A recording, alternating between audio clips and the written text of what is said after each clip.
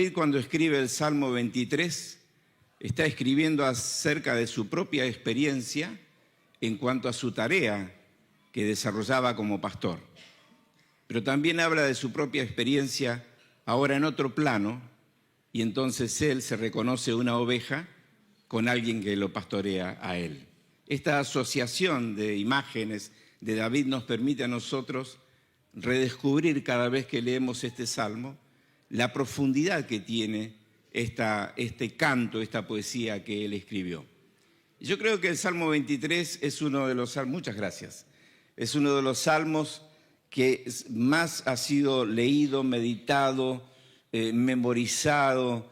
Se ha escrito tal vez sobre este salmo y se ha predicado sobre este salmo más que sobre ningún otro. Y realmente este salmo lo podemos mirar de distintas maneras, pero en lo que a mí respecta, yo considero que este salmo nos propone una vida de una relación profunda con Dios. Una vida de una relación profunda con Dios.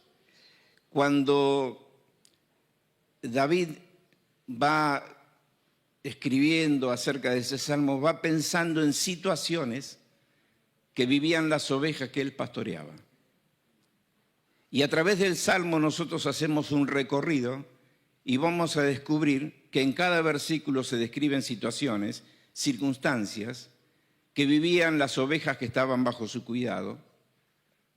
De la misma manera que estas situaciones, estas circunstancias describen la experiencia de cada creyente que un día decidió recibirlo a Dios para que sea su pastor. Esta primera declaración que hace David al principio de este salmo, entonces enfatiza cuál era su concepto de Dios, qué idea tenía él de Dios, de qué manera él experimentaba a Dios. Y él declara, Dios es muchas cosas, pero en lo que a mí respecta, Dios es mi pastor. Cada uno de nosotros podríamos decir qué es Dios para nosotros. Y podemos hablar del Padre, del amigo, del protector, de aquel que está siempre a nuestro lado, pero esta imagen de David nos propone una cercanía con Dios en una relación intensa con Él. Y esto es lo que nosotros podemos observar en este salmo. He estado a través de estos últimos meses enseñando sobre este salmo y di 6 mensajes sobre este salmo y descubriendo distintas circunstancias de la vida y cómo Dios siempre es la respuesta para cualquiera de esas situaciones que nos toque vivir. Y esta fue la culminación, entonces, el versículo que vamos a tocar hoy fue la culminación de esta serie, que es precisamente el versículo 6. Y David allí va a responder 2 preguntas que son tal vez las más importantes de la vida. Cada persona, cada creyente, en algún momento de su vida experimenta un giro. Algo ocurre. A veces esos giros que suceden en nuestra vida son circunstancias, de pronto son cosas inesperadas que nos ocurren y de pronto todo cambia. Cambia el panorama, cambia la situación, cambia nuestro corazón y comenzamos a mirar hacia adelante y entonces a partir de una experiencia que produjo un giro en nuestra vida, nos preguntamos ¿cómo sigue esto? ¿Qué hay más adelante? ¿Qué pasará con mi vida? A veces cuando hablamos de estos giros no necesariamente estamos hablando de pruebas, de aflicciones, de catástrofes ni de dramas, porque a veces también un giro significa una bendición grande que Dios nos ha dado. Un giro puede significar el alcanzar una meta, un sueño, y que nos posiciona en otro lugar, una decisión que hemos tomado en nuestra vida trascendente, que nos posiciona en otro lugar, nos paramos a partir de allí y miramos hacia adelante y entonces nos preguntamos ¿cómo sigue? ¿Qué pasa de aquí en más? ¿Cómo sigue la vida? Y la verdad que es bueno que el creyente pueda entender que sea que nos ocurran cosas buenas que son contadas como bendiciones o nos ocurran algunas pruebas inesperadas que aparecen en la vida, siempre nos vamos a preguntar, ¿qué hago a partir de ahora? ¿Cómo sigue esto? Estando en Buenos Aires, un matrimonio joven, ella enfermó y murió. Y recuerdo que cuando me encontré con él en esa despedida, él me abrazó y me dijo, ¿cómo sigue la vida para mí ahora, Carlos? La pregunta. Esa es una situación. Pero he visto otras situaciones. De pronto he visto cómo un joven ha terminado una carrera, obtuvo un título y de pronto está ahí frente a la vida con ese título en la mano sin saber qué va a pasar. ¿Qué pasa? ¿Cuál es mi futuro? Y esta es una pregunta. Pero la otra pregunta que va a plantear David aquí, o que va a responder, y que muchas veces los seres humanos, los creyentes o no creyentes, se hace. ¿Qué pasa más allá de esta vida? ¿Qué pasa más allá de esta vida? Saben que yo escucho a veces cuando puedo, en el último horario de la televisión en la noche, en uno de los canales, hay un periodista que entrevista a personas y son personalidades de distintas disciplinas, hay artistas, hay filósofos, hay sociólogos, hay políticos, lo que fuere. Y él va desarrollando un reportaje, haciendo hablar al entrevistado y abriendo un diálogo con ellos, pero siempre se detiene y hace una pregunta al final. Y él dice, nos morimos, ¿y después qué? Y es interesante las respuestas, las variadas respuestas que dan las personas. Anoche escuchaba a una joven actriz que le hacía esta pregunta y yo siempre estoy expectante a ver qué va a responder. Y esta joven actriz dijo, no lo sé, no creo en nada, pero ojalá si viene algo sea hermoso. Ojalá que si realmente hay algo, que sea hermoso. Casi una contradicción, porque por un lado dice no creo en nada, pero por otro lado está diciendo quiero creer en algo. Y entonces nos vamos a encontrar con que estas preguntas que cada ser humano se hace respecto a la temporalidad, cómo viene ahora la vida de aquí en más a partir de un giro que he podido dar en la vida, pero más allá de esta vida, ¿qué pasa conmigo? ¿Dónde voy a estar? ¿Hay un más allá? ¿Qué me espera más allá de esta vida? Y entonces cuando el salmista llega al último versículo, después de hablar de distintas circunstancias y situaciones que pueden describir esa relación con Dios y su propia experiencia de vida, pasando desde la declaración de que en Dios se encuentra toda provisión, después que en Dios se encuentra todo descanso, cuando se encuentra entre pastos delicados, aguas tranquilas, pero después aparece la turbulencia de los valles sombríos. Y después aparecen relaciones conflictivas con situaciones amenazantes de personas que él describe como enemigos. Y después describe momentos en que realmente él tiene que ser restaurado y fortalecido en su vida. Y así va relatando lo que va sucediendo en su propia vida. Y llega al final de este salmo y dice lo siguiente. Leo en la Nueva Versión Internacional. Verso 6, capítulo 23 de Salmos. Seguro estoy de que la bondad y el amor me seguirán todos los días de mi vida, y en la casa del Señor habitaré para siempre. Seguro estoy de que la bondad y el amor me seguirán todos los días de mi vida, y en la casa del Señor habitaré para siempre. Primero, él hace una declaración y habla de una palabra, seguridad. Seguro estoy. Absoluta seguridad, absoluta certeza. Seguro estoy. Cero dudas. Seguro estoy. ¿En qué estás seguro, David? En que la bondad y el amor me seguirán todos los días de mi vida. La bondad y el amor me seguirán todos los días de mi vida. ¿Aún en el valle de sombras, David? Sí, aún en el valle de sombras. ¿Aún cuando estás rodeado de enemigos que te amenazan? Sí, también.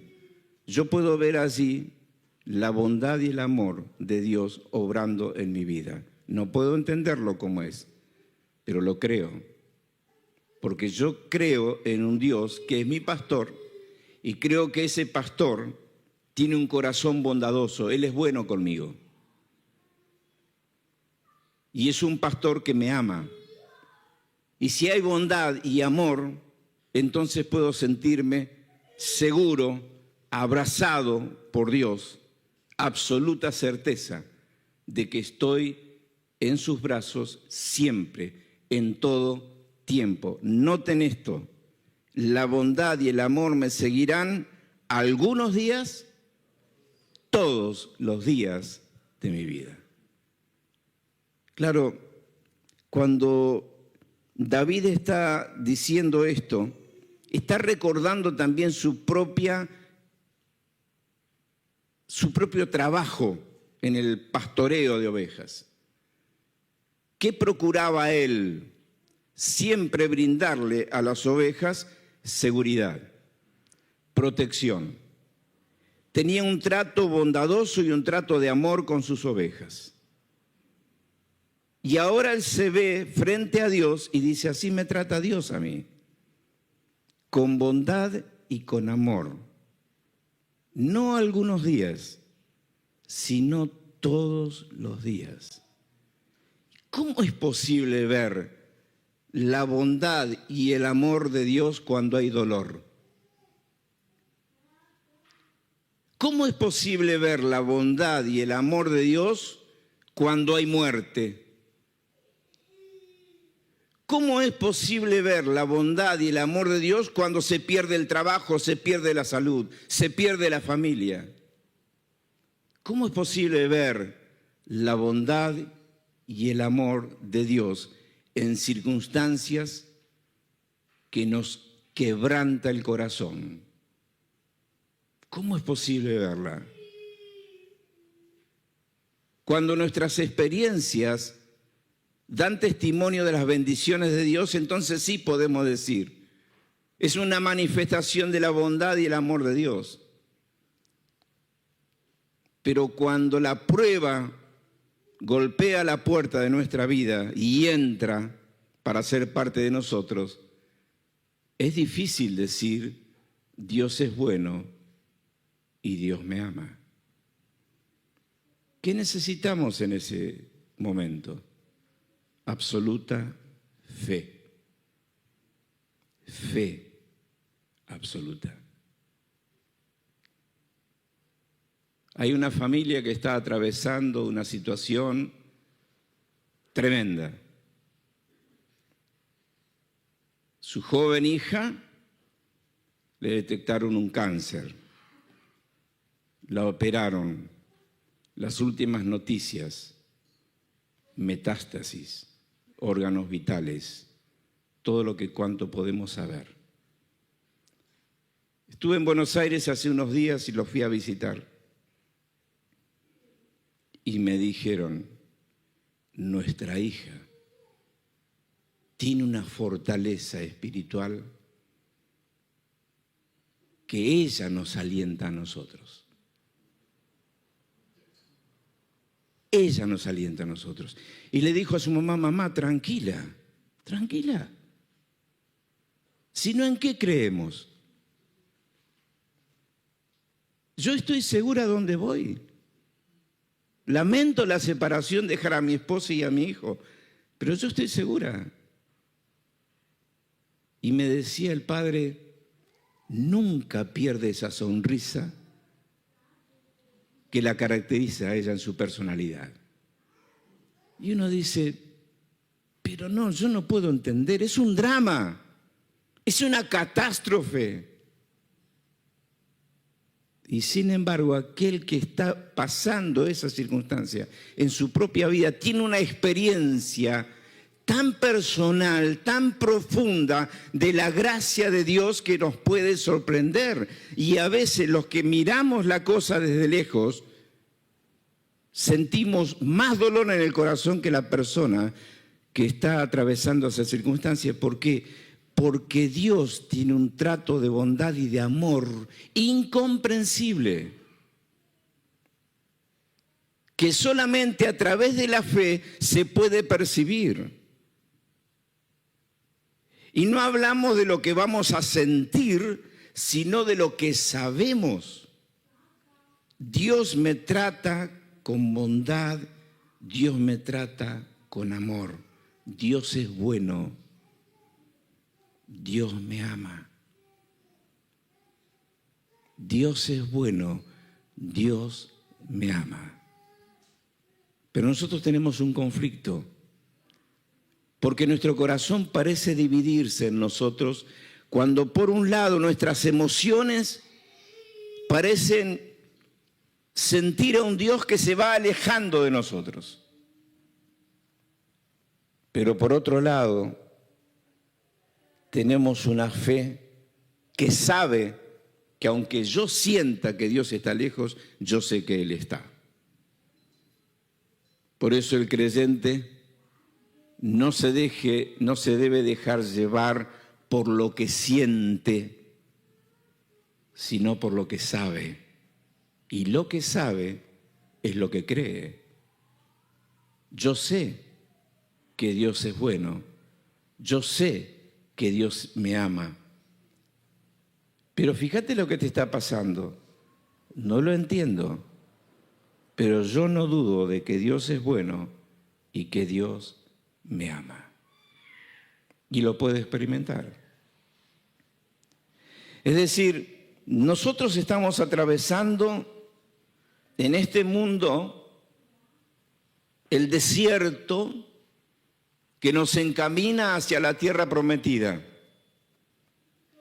Pero ese desierto no está lleno de situaciones agradables. Ese desierto muchas veces significa aflicción, sufrimiento, problemas, dificultades. Es la normalidad de la vida de todo ser humano. Pablo escribe en 1 Corintios 10:13, dice que Dios permite ciertas pruebas en nuestra vida o tentaciones, pero así como Él permite eso, dice, Él es fiel para indicarnos una salida. Siempre hay una salida, porque Él nos cuida con su bondad y con su amor. Ahora, todo esto lo sabemos. Yo no estoy diciendo nada nuevo para ustedes hoy. Pero hay momentos en que Dios permite un sacudón para saber dónde estamos parados en el camino de la vida cristiana. La bondad y el amor de Dios la creo y la experimento. Me duele el corazón, no entiendo tantas cosas, pero no dudo de Dios. Dios es bueno y Dios me ama, porque Dios es mi pastor. Y la segunda pregunta que David se va a hacer tiene que ver con esa conciencia de trascendencia que tiene el ser humano. Y así como David tiene certeza absoluta de que en el camino de la vida Dios nunca lo va a abandonar, que la bondad y el amor los seguirán todos los días de su vida, también tiene absoluta certeza en respuesta a esa conciencia de trascendencia que tiene todo ser humano, que la esperanza de lo que viene más allá de esta vida es una esperanza de gloria. Así lo hemos leído y lo meditamos y lo creemos en la palabra. Ahora no quiero olvidarme de que pensando en la primera pregunta y la primera respuesta que tenemos en esta parte del Salmo, cuando David está diciendo que Dios lo va a acompañar todos los días de su vida en su andar en este mundo, pensando en palabras que pudieran respaldar esto, yo elegí unos versículos del Salmo 145, 14 al 18. Estoy tratando de terminar la primera parte para entrar en la segunda parte y no quiero olvidarme de este pasaje, de mencionarlo, de leerlo. Salmo 145, 14 al 18 dice así: pensando en la bondad y el amor de Dios, el Señor sostiene a los caídos y levanta a los agobiados. Los ojos de todos se posan en ti, y a su tiempo les das su alimento. Abres la mano y sacias con tus favores a todo ser viviente. El Señor es justo en todos sus caminos y bondadoso en todas sus obras. El Señor está cerca de quienes lo invocan, en verdad. El Señor está cerca. No quería pasar por alto este salmo que tengo apuntado aquí. El Salmo 145, 14 al 18, para mí es una síntesis de lo que está diciendo David acerca de la bondad y el amor de Dios. En su bondad y en su amor Dios sostiene a los caídos, levanta a los agobiados, provee para las necesidades, satisface las necesidades profundas del alma, afirma su propósito en absoluta justicia en todos sus caminos. Dios no se equivoca, Dios es perfecto en todo lo que hace. Y en su bondad y en su amor, Él está cerca de los que le invocan de veras. Ahora, mientras digo esto, se me ocurre pensar que tal vez entre nosotros hay personas que de pronto se produjo un giro en su vida y está transitando su vida cristiana a partir de ese giro, yendo día en día, tal vez con incertidumbres, tal vez con dudas, tal vez con agobio, con cansancio, con desesperanza. Porque a los creyentes nos pasa eso. Entonces, mientras digo esto, pienso, y si hubiera aquí entre nosotros alguien que pudiera dar testimonio y decir, ¿sabes qué? Me ha pasado últimamente tal cosa.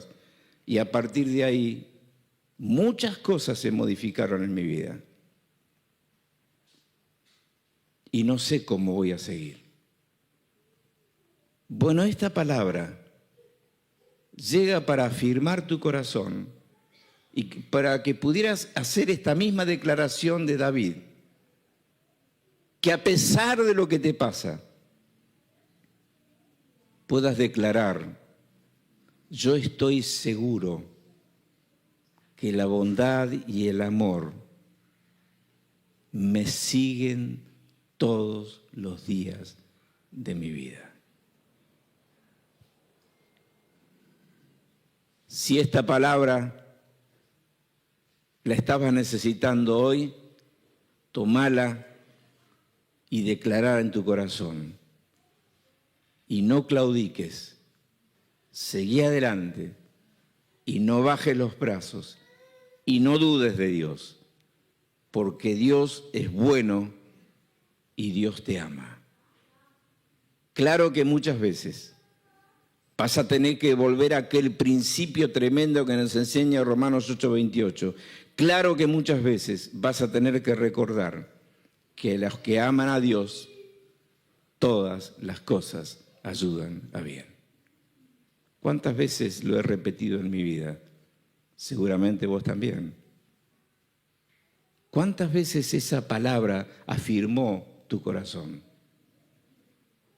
Si fuera necesario afirmarlo una vez más, que Dios lo haga en el día de hoy. Que Dios lo haga en el día de hoy. Para que se termine tu incertidumbre, tus dudas, tus miedos o la desesperanza. Para que puedas ver que aquel Dios que es bueno y es un Dios de amor, es un Dios de propósitos y que nada va a ocurrir que escape a su control y a su voluntad, que nada de lo que Él permite es para tu mal, ni es para demostrarte que Él se desentiende de vos. Esto lo creemos. El otro día orábamos en casa con Marcela y mientras oraba vino a mi memoria, porque vieron que a veces también nos pasan cosas a los pastores, ¿sabían, no? Yo pensé que éramos súper hombres, pero no. También dudamos, también sufrimos, también nos pasan cosas y a veces nos cuestionamos cosas y orábamos los dos y yo le decía, mientras estaba orando y estábamos orando, recordaba ese viejo himno que dice, y los más viejos lo van a recordar, que lo sabe todo el Padre. Es, ¿cómo? Mi certitud. ¿Y cómo sigue? Con solicitud. Confiado, todo cuando Dios permita, obra para bien y deseo solamente responderle, amén. Y terminamos cantando ese himno. Como nosotros somos viejitos del tiempo de los himnarios, pero fue de tanta bendición y no dudo de que el Espíritu Santo trajo ese himno, decir, cántalo otra vez, Carlos. Ahora, ustedes dicen, che, ¿se resolvió la dificultad? No, pero el corazón cambia, se fortalece el corazón y se afirman los pies. Y nos paramos frente a la vida y ante las circunstancias de otra manera, fortalecidos en el Señor. Que sea esta la palabra tal vez para tu vida en este tiempo. Pero vamos a la segunda pregunta y a la segunda respuesta. Entonces David va a declarar algo, seguro estoy en el futuro, seguridad en el futuro. Y en la casa del Señor habitaré para siempre. En la casa del Señor habitaré para siempre. ¿Sabes qué está revelando David allí? Algo que está en el corazón de todo ser humano.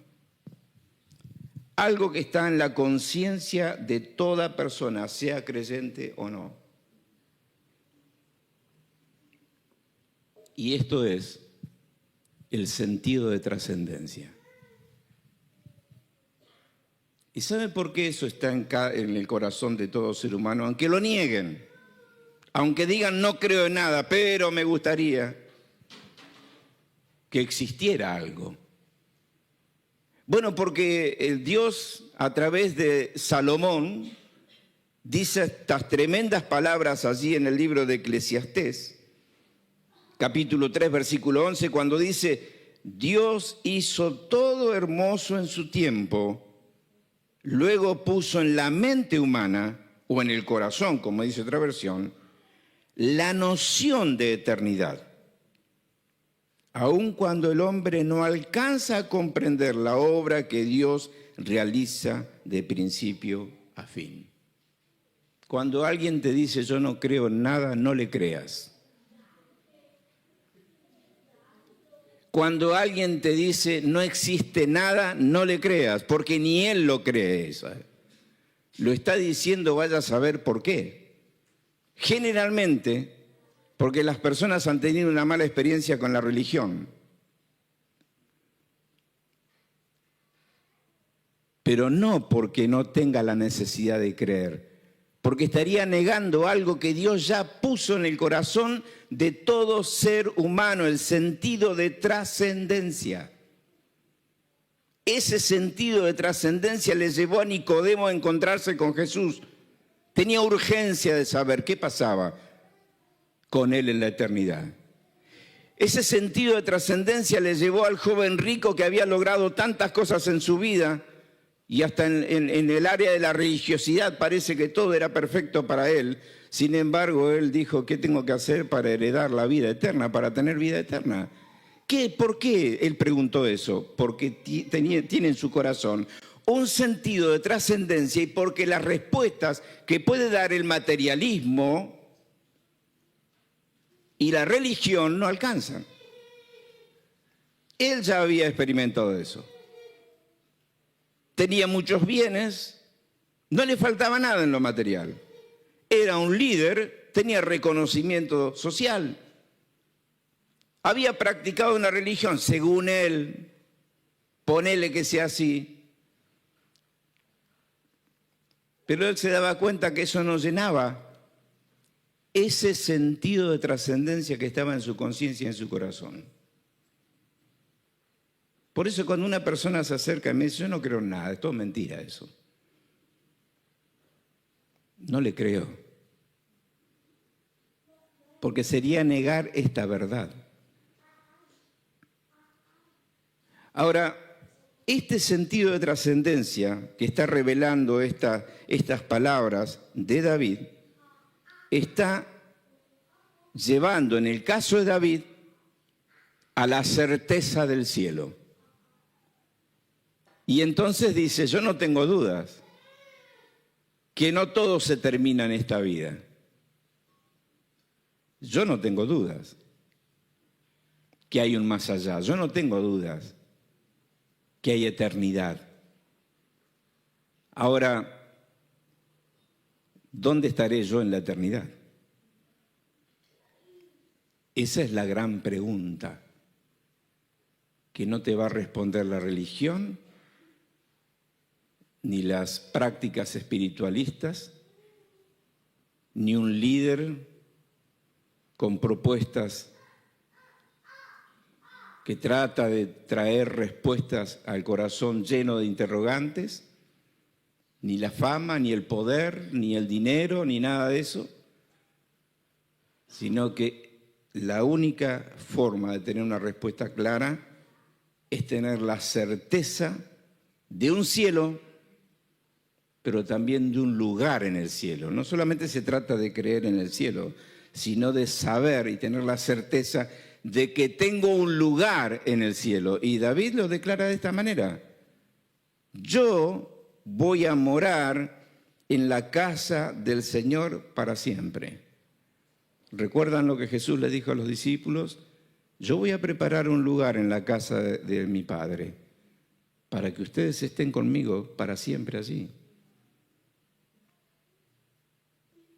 Cuando una persona entiende y cree esta verdad, entonces puede tener la seguridad y la certeza que tenía David. Voy a vivir para siempre en el cielo. Esta chica que está atravesando ese cáncer da testimonio de esto. Le dijo a su madre, yo sé dónde voy. Yo sé dónde voy. Absoluta certeza. El cielo es real. El cielo existe. Y la pregunta más importante que todo ser humano debe hacerse es si estará con Dios en la eternidad, si llegará a la casa del Padre, si podrá dar un salto al cielo una vez que pase de este mundo al más allá. Y el creyente dice sí, así como dice David. Yo estoy seguro, estoy tan seguro que Dios me acompaña cada día con sus bondades y misericordias y su amor, como estoy tan seguro de que cuando se termine mi existencia en este mundo, la casa del Padre me espera y hay un lugar para mí allí. Y la palabra para siempre a mí me encanta porque es una palabra que habla de eternidad y conecta con este sentido de trascendencia que tiene cada ser humano, lo eterno, lo eterno. Las religiones proponen soluciones para las cuestiones temporales. Y hay personas que practican ciertas cosas y parece que satisface su alma, pero cuando vos le preguntás acerca de la eternidad no tiene respuestas. Y el creyente tiene absoluta respuesta, y cuando Pablo habla acerca de la respuesta del creyente, habla de la resurrección de Cristo. Y en 1 Corintios capítulo 15 desarrolla todo el gran tema de la resurrección de Cristo y dice, entre otras cosas, si nosotros creyéramos en Cristo para las cuestiones de este tiempo, de esta vida solamente, dice, la verdad que somos dignos de lástima. Pero nosotros no creemos en eso. Nosotros creemos que a partir de que Cristo resucitó, tenemos vida eterna y que vamos a resucitar y estaremos con Cristo para siempre. La palabra abunda en verdades acerca del cielo, ¿no es cierto? Abunda acerca del cielo. Recuerdo cuando estaba en Buenos Aires había una mujer, una hermana mayor, que un día me sorprendió cuando me dijo, Carlos, ¿cuándo vas a hablar del cielo? Y le dije, ¿te pensás ir? Bueno, pero no se enseña sobre ese tema. Y la verdad que me dio un gran desafío y tuve que investigar para enseñar sobre lo que la Biblia dice acerca del cielo. Y encuentro que es un tema fascinante, porque no es el fruto de la imaginación de nuestra mente. El cielo es real. Y Dios habla del cielo, y Cristo habló del cielo, y la palabra habla del cielo. Y los creyentes tenemos que hablar del cielo. Y no conformarnos con resolver los problemas solamente de esta vida, sino el reafirmar nuestra convicción y nuestra certeza de que el cielo nos espera. Y yo quiero terminar esta reflexión simplemente citando algunos textos que ustedes conocen muy bien, que he seleccionado porque la Biblia abunda en la enseñanza sobre el cielo, pero también para que podamos entender que el cielo es una promesa de Dios, pero que el cielo ya es real en el corazón del creyente. ¿No les pasa a ustedes cuando piensan en el cielo que ya eso ya es real en ustedes?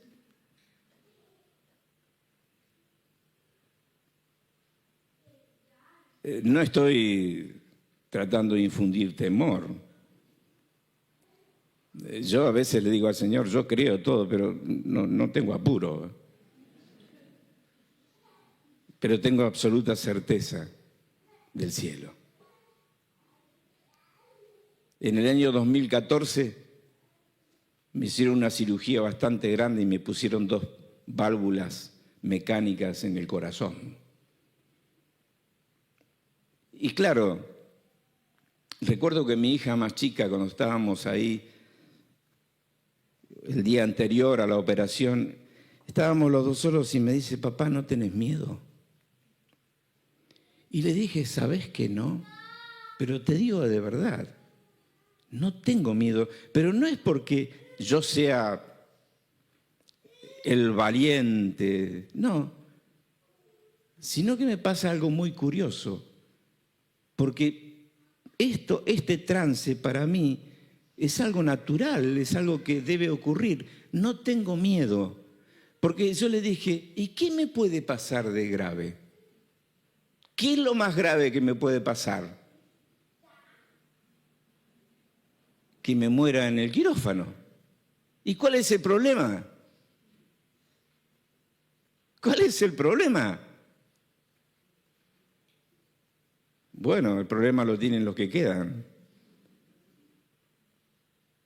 Pero el creyente tiene absoluta certeza y absoluta paz.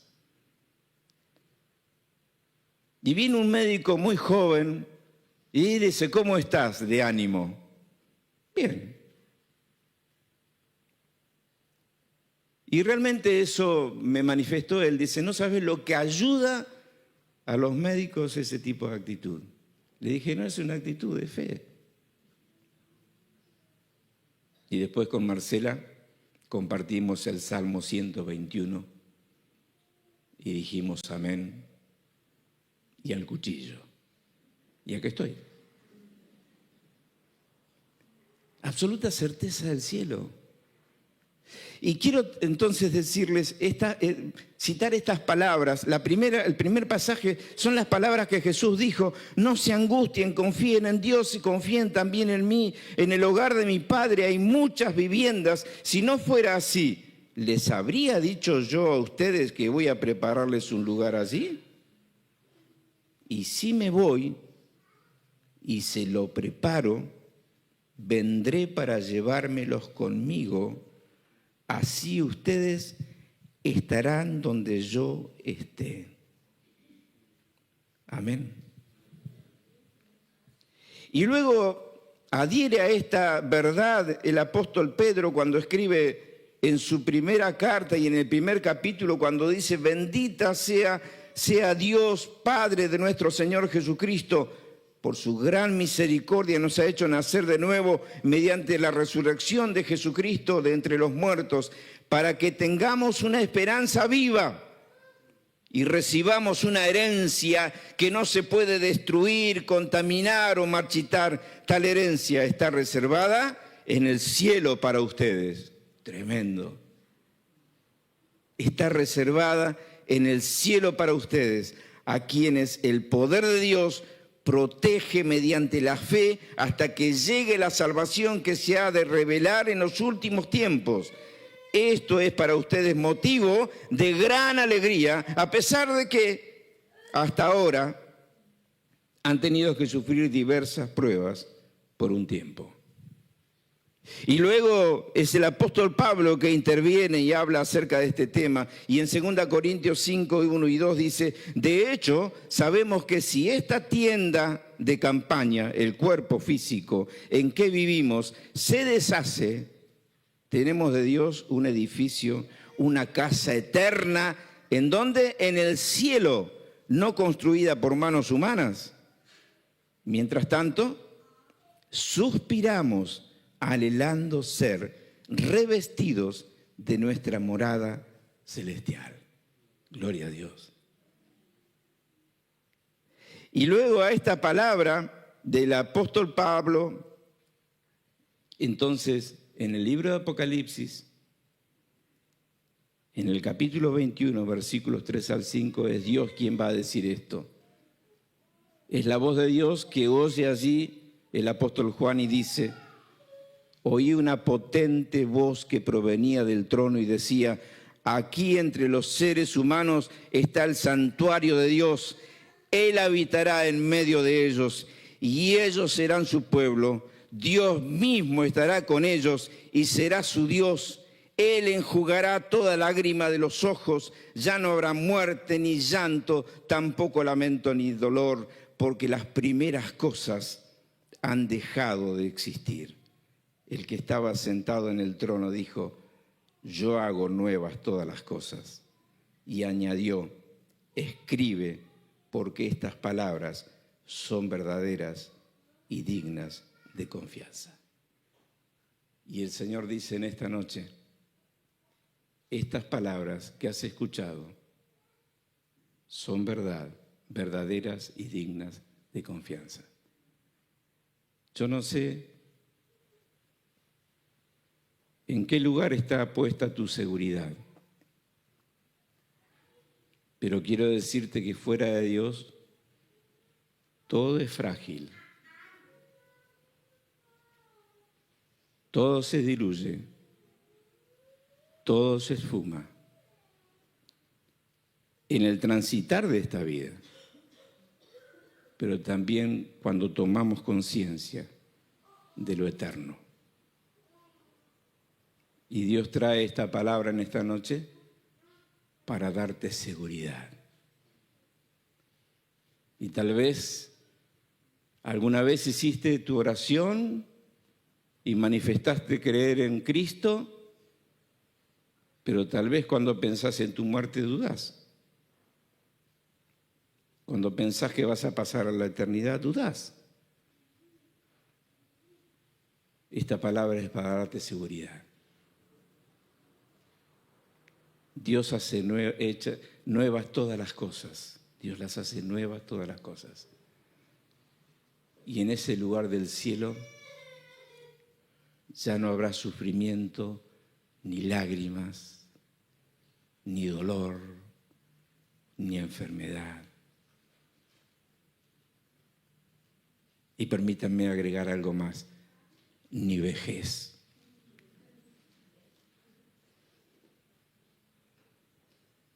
Porque algunos pensamos en eso, ¿o no?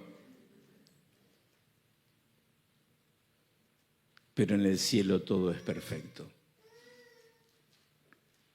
Y esa es la esperanza que tenemos. Yo te pregunto, si tenés esa esperanza en Cristo, gloria a Dios. Pero si esa esperanza está viva en tu alma, ¿cómo transitas esta vida en el día a día? Podés declarar también con David esto que él dice en el versículo 6, seguro estoy de que la bondad y el amor me seguirán todos los días de mi vida y en la casa del Señor habitaré para siempre. ¿Lo podés declarar en esta noche? Quiera Dios que así sea. Vamos a orar. Señor, gracias te damos por esta palabra de esperanza para esta vida en las cosas temporales. Ponemos nuestra confianza en vos, Señor, porque vos sos nuestro pastor y vos nos tratás con bondad y con amor. Pero también, Señor, esta palabra es una palabra de esperanza. Yo sé que voy a estar contigo en la eternidad. Gracias, Señor, porque preparaste un lugar perfecto para mí. Gracias, Señor, porque podré ver a Cristo allí cara a cara. Gracias, Señor, porque pase lo que pase en esta vida, nada nos puede separar de tu amor, porque estamos en Cristo Jesús y en Él está nuestra seguridad. Señor, que tu Espíritu Santo y tu palabra en esta noche traiga seguridad a cada corazón. En el nombre de Jesús. Amén. Dios les bendiga.